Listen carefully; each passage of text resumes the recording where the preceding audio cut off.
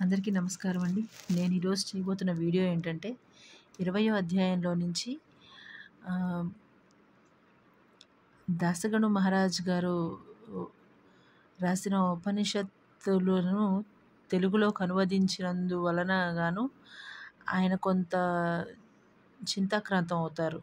అంటే ఆయనకి కొన్ని అర్థమవుతాయి. కొన్ని అందరికీ అందుబాటులోకి తీసుకురాలేని విధంగా కొంత అయోమయ స్థితిలో ఆయనకు వెళ్ళిపోవడం వల్ల బాబా గారిని ముందుగానే వెళ్ళి కలిసి ఇట్లా నాకు అయోమయంగా ఉంది, నేను అందరికీ అందుబాటులోకి ఈ గ్రంథాన్ని తేలేకపోతున్నానని చెప్పినప్పుడు కాకాసాహెబ్ దీక్షితులు గారి ఇంట్లో పని పిల్ల నీకు కావలసిన విషయాన్ని తెలియజేస్తుంది, వాళ్ళ ఇంట్లోకి వెళ్ళి బస చేయమని చెప్తారు కదా. ఇతను అలాగే బాబా గారి మీద నమ్మకం ఉంచి దాసగను గారు వెళ్ళి కాకా దీక్షితులు గారింట్లో బస చేస్తారు. ఆ ఇల్లు ఎక్కడంటే వీలే పార్లే అనే ఊర్లో ఈ కాకాసాహెబ్ దీక్షితులు గారి ఇల్లు ఉంటుంది.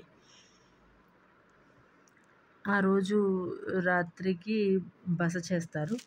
పొద్దున్నే లేచేసరికి ఒక పాట వినిపిస్తూ ఉంటుంది. ఏమనంటే ఏదో ఒక చిన్న పిల్ల. ఆ పిల్ల ఎవరంటే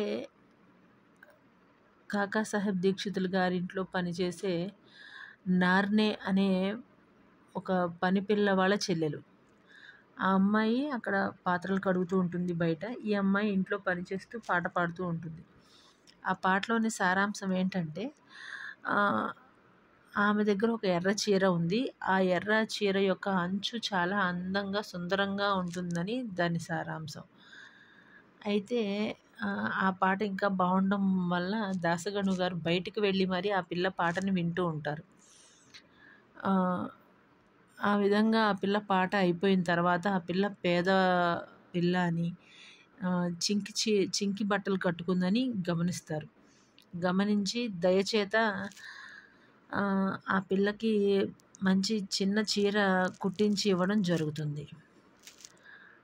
ఆ మరుసటి రోజు ఆ పిల్ల చాలా సంతోషపడి ఆ చిన్న చీర కట్టుకొని వచ్చి ఇంట్లో అంతా పని చేస్తూ అంతా పిల్లలతో ఆడుకుంటూ తిరుగుతూ రోజు కంటే ఇంకా రెట్టింపు సంతోషంతో తిరుగుతూ ఆ పిల్ల మాత్రమే అందరిలోకి కనిపిస్తూ ఉన్నట్లుగా, అంటే హైలైట్ అయినట్టుగా కనిపిస్తుంది.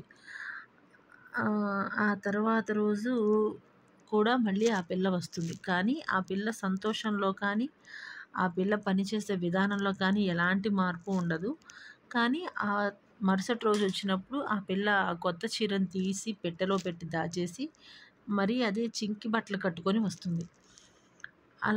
అలా వచ్చి పని చేస్తూ ఆ పిల్ల యథావిధిగా రోజులాగానే పనిచేస్తుంది. ఇంకా చెప్పాలంటే ఎలాంటి తేడా, మంచి బట్టలు ఉన్నప్పుడు కానీ లేదు ఆ పిల్ల చింకి చీర కట్టుకున్నప్పుడు కానీ పనిచేసే విధానంలో కానీ ఆ పిల్ల ఫీల్ అయ్యే భావనలో కానీ ఎలాంటి తేడా ఉండదు. అది చూసిన దాసగను గారికి అర్థమవుతుంది. ఏమనంటే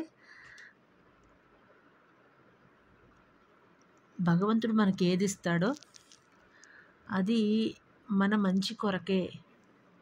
అది ఉన్నా లేకున్నా మనకి ఏదైతే ఉందో దానితో సంతోషంగా ఉండడం అనేది ఆ